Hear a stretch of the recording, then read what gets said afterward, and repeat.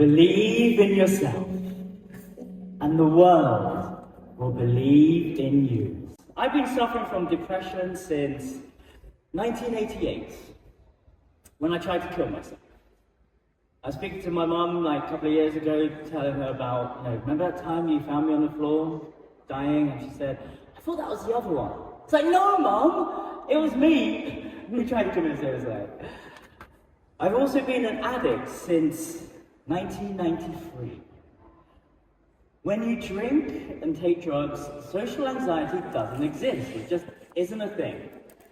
We are disconnecting in order for us to connect. Since 2004, I've been suffering from incredible loneliness. Literally thinking everybody hates me. And I come from a very strict, devout Muslim family. Like, they don't look like me over there from Bangladesh. Like, I have the classic rags to riches story. Sexual repression. Like, I was forced to become doctor, lawyer, family, quick, marriage, why aren't you married yet? So if I haven't achieved any of that, I'm a failure. But I also know Bangladeshi parents they have to love you unconditionally. So I knew that from a very young age, so I could get away with anything. But also, you've got to be successful. So I always wanted to be in a relationship. I love love, and love is my favorite thing. I love that romantic feeling of holding hands, walking along, being in Tallinn, looking into each other's eyes, eating ice cream. Like, I have a very warped sense of reality because I was raised on Disney films and rom-coms. I was always the weird one in the mosque who kept on questioning things about religion. Then I was the weird one in normal society who kept on questioning things about society. I'm an Aquarian, so I just see weird things, and it's like, everybody is. But there's a loophole here, and I think it's quicker down.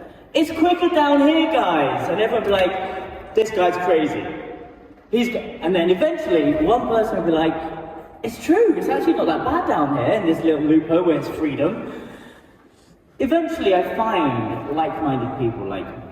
I always say, if I exist, at least 10 more people like me must exist. And that's when I can flourish. The internet wasn't, very big then. I found it on the tube, and it was like, success is the best form of revenge. It's like, great! At this time, I've got no money, I'm jobless, homeless, and I'm very suicidal.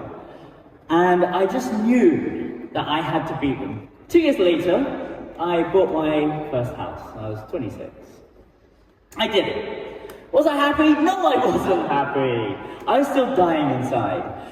I was an addict. I was drinking and taking drugs. I was working in an industry that was slowly killing me. I was killing myself because all I wanted was that feeling of connection and belonging.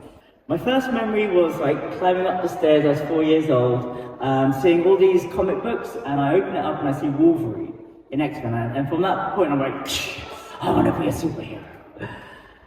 The second memory is these strangers coming into my house. One by one, each boy goes upstairs and I hear these horrific screams. And I'm going upstairs, and then they, without my consent, I'm a 4-year-old boy, they gently mutilate me. They cut off my foreskin, and it fucks me up for life. And from that point, I was so traumatized from that experience, I didn't want to have sex. It caused a lot of issues, and that's why I used to get drunk. I used to get drunk, turn off the lights so no one could see me.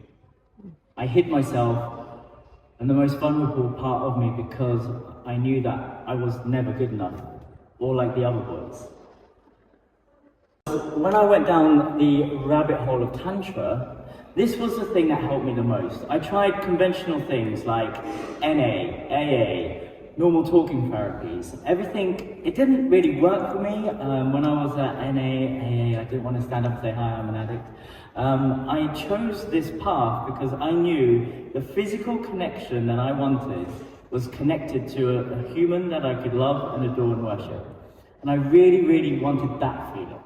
Star Wars calls it the Force. In Mulan, the Disney film, they talk about qi all the time, and qi doesn't flow if you lie, you're just speaking your truth. In Taoism, they call it life force energy.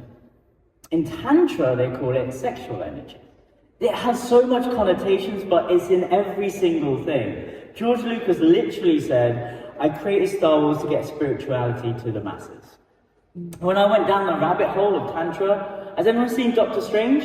Yes. The first one's brilliant. That was my life. From all the tantric work and all the shamans and all the breath work and everything, it all boils down to one thing. Does anyone know what that one thing is? Self-love. That's all it is. Now, imagine going through your crisis, your awakening. You're in the rat race, you're doing amazing, you're ticking all the boxes that society told you to do. And then you got the house, you got the job, you got the wife, you got the kids, you're doing amazing. And then boom, a crisis happens and you fall off the rat race, and then you've got to start searching about who you are. And that's where you find the enlightenment race. It's the same trap. You do your yoga teacher training, you find something that heals you, you have to become really good at it now because you're an overachiever. And then you have to get your online course, your free giveaway, your website. You've got to run retreats and you've got to buy land obviously and build your own community. And then at the top of that, you burn out again. And you realize, hang on, rat race, enlightenment race. I got conned twice. 2 months later, I do a viral video that reaches 16 million people about 10 questions that you want to ask a tantric sex guru. This was done with Vice, and it was one of the biggest successes that they've ever had it was insane the level of awareness it got around Tantra. To this date, it's reached 40 million people. My mission was to make Tantra sexy, and it worked. Now, before this, remember that unicorn thing I talked about? During my awakening, the same TV company filmed me for 1 year. They were meant to follow a very happy, jolly unicorn and all of his friends, and follow these very bubbly people. What they got was they filmed me for 1 year, going through my worst time of my life, working through my addictions, losing all my friends and all my lovers. They filmed everything, twisted the narrative, and then I was famous for being a failure. And that was tough. The amount of shame that I felt during that, and everyone seeing me as a mess, rather than what they bought into, which was oh my god, there's these fun people who think they're unicorns and they bring a lot of light and joy to the world. That documentary, the first one, actually helped so many people overcome their own traumas and addiction problems.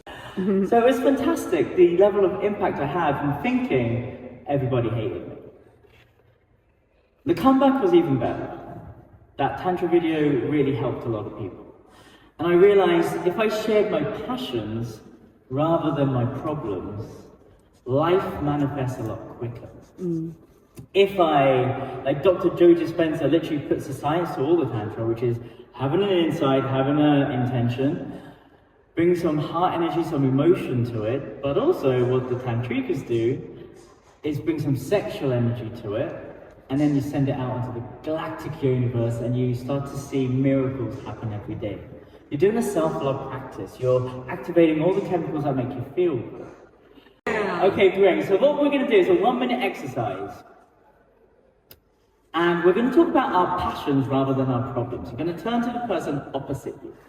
And you're going to have 1 minute to talk about your wildest dreams. The biggest dream killers on this planet are your mommy and daddy and your closest friends. Because they will say, oh no, I wouldn't do that if I was you.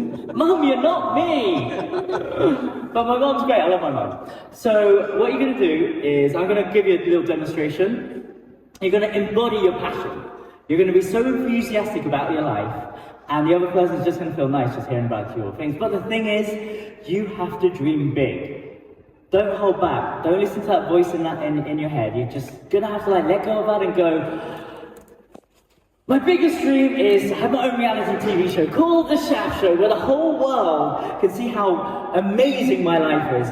But during this TV program, they always get these amazing tools. So the amount of money I spent on my personal development, people get it for free, and they could do the same tools at home so that everybody could change their lives through these transformational techniques. If I could change one person's inner monologue from I hate myself to I love myself, then I get to save one person's life. That's my biggest dream. The meaning of life is to live a meaningful life through creation, making art, collaboration, sharing with your friends, serving humanity, and through that having global impact, raising the vibration. And this is why I wanted you to connect with your passion. Once you connect with your passion, the right people come and connect with you. Social anxiety doesn't exist when you're around your friends. When you become really good at what you do, people give you permission to be on stage, and then you could be yourself. It's a really elaborate scheme because you can't say hello to strangers. Here, I'm so at ease. The reason why I'm so at ease here is because I do devotional singing. And during devotional singing, I had this memory. It's 1988, my mother and I are looking at the moon, it's Christmas, and I'm going, oh. My mum says,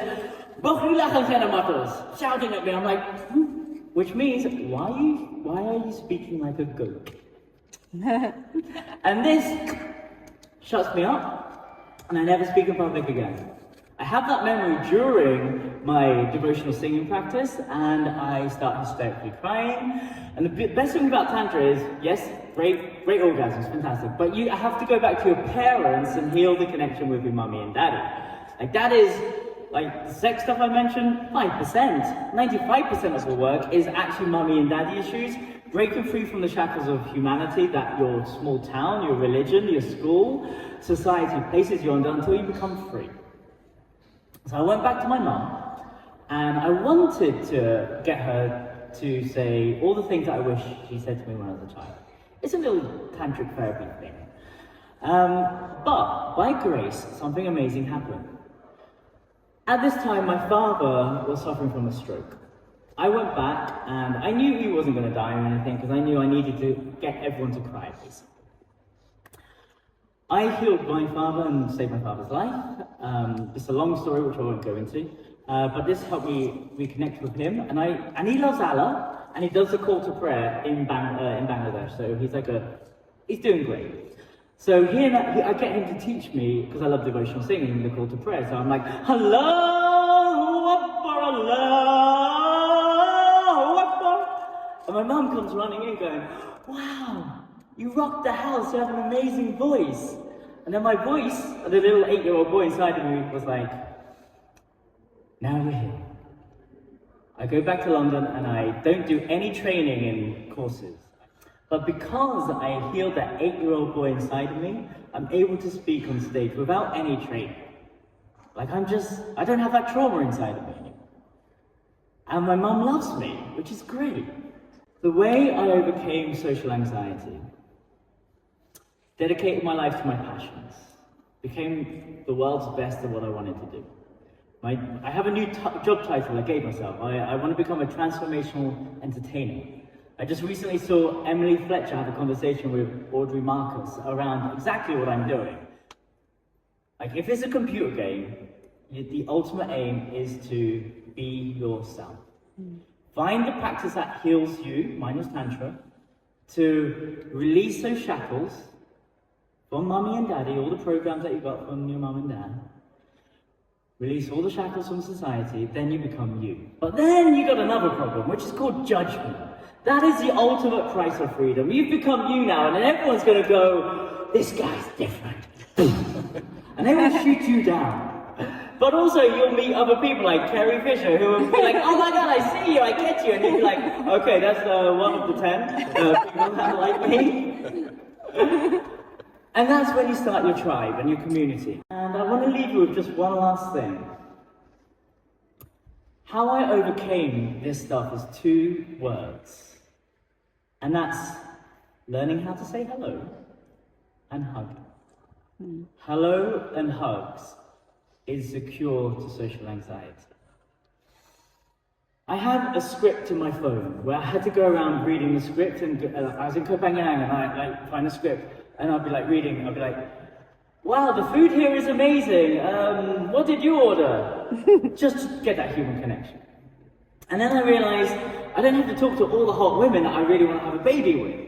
I just start with talking to everybody, from the person who gives me my coffee to the person at the bus stop. And I'd be like, hey, hello, can I get a flat white with oat milk? And thank you very much, have the best day of your life.